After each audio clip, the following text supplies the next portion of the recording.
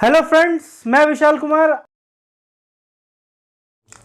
अब हम यहाँ पे देखते हैं कि हमारा ऑक्सीजन है, हाइड्रोजन है, फिर हमारा कोई और ले लो, क्लोरीन है। तो एवोगैड्रोस लॉ में ये बताया गया था कि एट कांस्टेंट या फिर एक at fixed pressure and temperature the number of atoms of और the number of molecules of all the gases are equal at equal conditions of pressure and temperature. The number of atoms of all gases are equal. अब यहाँ पे हम इसको देख चुके हैं। अब इसका जो हमारा एग्जाम्पल है या इसका जो हमारा एप्लीकेशन है वो हम पिछले गै-लुसाक्स लॉ में देख चुके थे, जहाँ पर हाइड्रोजन जो था वो 100 ml और वाटर वेपर जो बन रहा था वो भी 100 ml था। उसके पीछे का कारण क्या था? क्योंकि नंबर ऑफ पार्टिकल सेम थे। नंबर ऑफ पार्टिकल सेम होने की वजह से उसका वॉल्यूम क्या हो रहा था? सेम हो रहा था। अब देखो, अब हम लोग पढ़ेंगे डाल्टन्स एटॉमिक थ्योरी।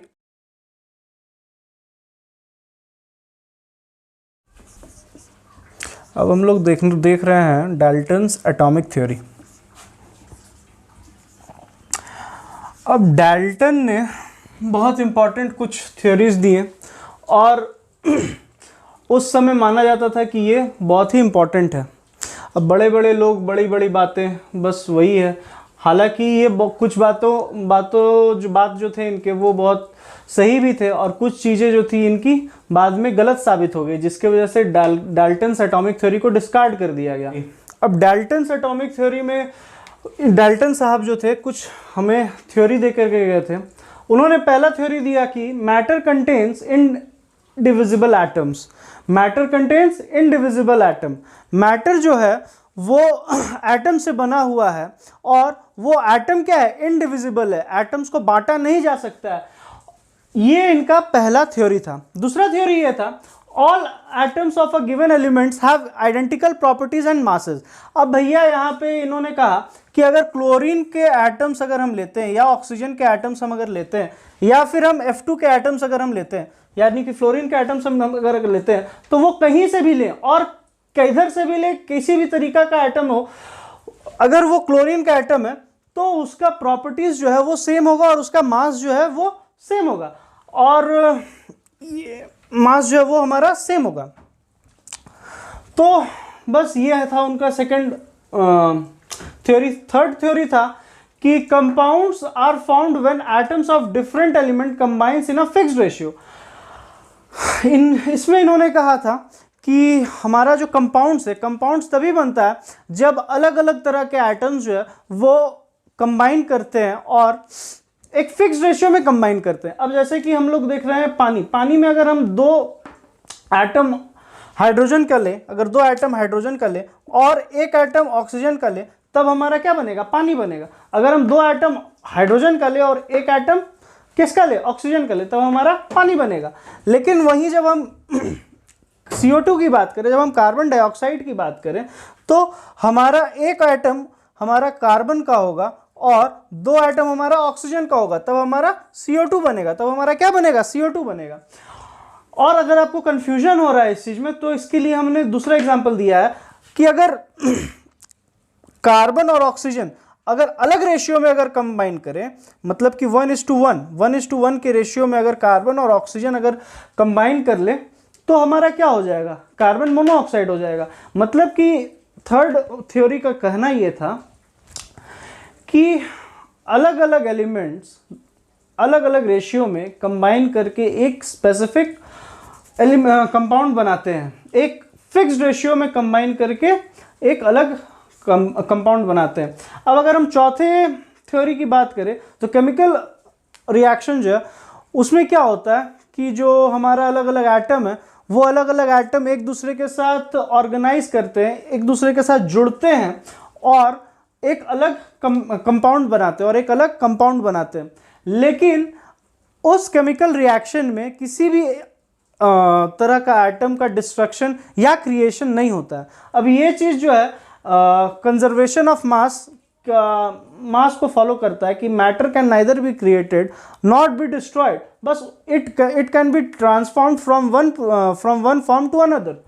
बस उसी चीज़ में इनका फोर्थ वाला बेस था, फोर्थ थ्योरी बेस था, और उन्होंने भी बस उसी चीज़ को अपने अच्छे अंदाज में कहा कि in chemical reaction involves reorganisation of atoms, they are neither created not destroyed in a chemical reaction. बस वो जो दो एटम है, वो दो एटम एक दूसरे के साथ जुड़ जाते हैं, ऑर्गेनाइज होते हैं और एक कंपाउंड बनाते हैं। अब हम लोग देखेंगे drawbacks of Dalton's atomic theory. अब डाल्टन्स एटॉमिक थ्योरी जो था, डाल्टन साहब ने कुछ थ्योरीज दिए थे एटम्स के ऊपर में, वो कुछ समय बाद ये समझ में आया कि वो एटॉमिक थ्योरी जो था वो फेल हो गया। अब वो फेल होने के कुछ वजह थे, और उन्हीं वजहों को हम लोग कहते हैं drawbacks of Dalton's atomic theory.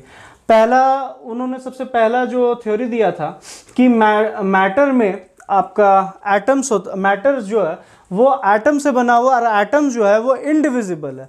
लेकिन बाद में ये समझ में आया कि एटम जो है वो क्या चीज़ से बना हुआ है, इलेक्ट्रॉन, प्रोटॉन और न्यूट्रॉन।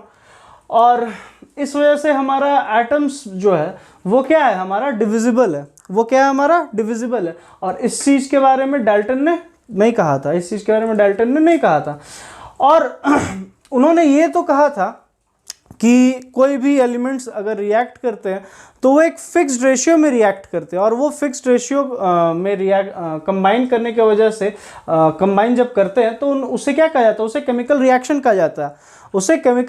कहा जाता है। और वो एलिमेंट्स जो है वो एक फिक्स्ड रेशियो में कंबाइन करते हैं, एलिमेंट्स के जो एटम्स हैं वो एक फिक्स्ड रेशियो में कंबाइन करते हैं। लेकिन वो ऐसा क्यों करते हैं, ये डाल्टन साहब ने नहीं बताया था। और तीसरा जो ड्रॉबैक था इनका, ये नहीं बोल पाए थे कि गैसियस लॉ जो था जो मैंने आपको पहले बताया था, उसमें आपका गैसियस लॉ ऑफ वॉल्यूम क्यों है, क्या है, किस वजह से, इसका वजह भी वो नहीं समझा पाए थे, जिसको कि बाद में समझाया गया, जिसके बाद डाल्टन का जो हमारा एटॉमिक थ्योरी था वो फेल कर गया। तो हम लोग पढ़ने जा रहे हैं स्टोइचियोमेट्री में क्या है कि मान लिया जाए एक इक्वेशन हम लिख दिए, H2 + O2 gives H2O, H2 + O2 gives H2O,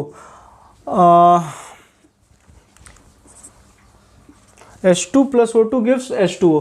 तो यहाँ पे स्टोइचियोमेट्री का सीधा मतलब ये होता है, स्टोइचियोमेट्रिक कोफिशिएंट का मतलब ये होता है, ये जो हमारा 2 है, ये जो हमारा यहाँ पे कुछ नहीं है तो क्या है 1 है, ये जो हमारा 2 है, ये हमारा स्टोइचियोमेट्रिक कोफिशिएंट होता है। स्टोइचियोमेट्रिक कोफिशिएंट का अर्थ ये होता है कि किस रेशियो में हमारा जो कंबाइनिंग एलिमेंट्स है वो कंबाइन करके हमारा किस रेशियो में हमारा रिएक्टेंट्स कंबाइन कर रहा है और किस रेशियो में हमारा प्रोडक्ट्स फॉर्म हो रहा है, इसे हम लोग स्टोइचियोमेट्रिक कोफिशिएंट बोलते हैं। उसके बाद हम लोग अब पढ़ेंगे अब लिमिटिंग रिएजेंट का सीधा अर्थ वो होता है कि भाई लिमिटिंग मतलब क्या, लिमिटिंग मतलब कम या एक लिमिट या एक दहलीज, और रिएजेंट मतलब कोई केमिकल। लिमिटिंग रिएजेंट मतलब वो केमिकल, वो चीज़ जो कि कम में हो, अब इसका सीधा अभी हम इतना बार हम ये लिखें, केमिकल इक्वेशन लिखें, H2 + O2 gives 2H2O, 2H2 + O2 gives 2H2O। तो इसका सीधा मतलब ये है यहाँ पे कि हमारा 4 ग्राम हाइड्रोजन का ज़रूरत है और क्या 32 ग्राम क्या चीज़ का ज़रूरत है, ऑक्सीजन का ज़रूरत है, तब हमारा क्या बनेगा 36 ग्राम पानी बनेगा।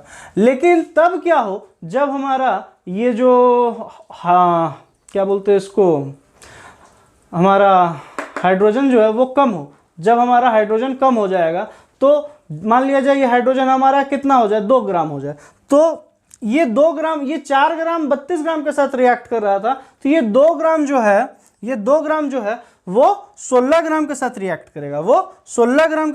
करेगा, और यहाँ पर जो है 18 ग्राम पानी बनेगा। क्या बनेगा 18 ग्राम पानी बनेगा, ज़्यादा पानी नहीं बनेगा। यहाँ पे लिमिटिंग रिएजेंट का सीधा अर्थ ये है कि वैसा रिएजेंट जो कि कम हो। अब जैसे मान लिया जाए हम लोग पार्टी में गए, अब हम लोग पार्टी में गए, वहाँ पे रसगुल्ला बट रहा था, लेकिन रसगुल्ला क्या था कि एक आदमी 4 रसगुल्ला खा रहा था, लेकिन जो बनाने वाला था वो एक आदमी के लिए 3 रसगुल्ला ही बनाया था। वो इतना ही रसगुल्ला बनाया था कि एक आदमी को 3-3 रसगुल्ला ही करके बटा सके। तो क्या होगा कि हमारा रसगुल्ला जो है वो 4 तो अब खा नहीं सकेगा ना, वो तो 3 ही खाएगा, वो 3 के हिसाब से काम होगा, वो 3 के हिसाब से ही खाएगा।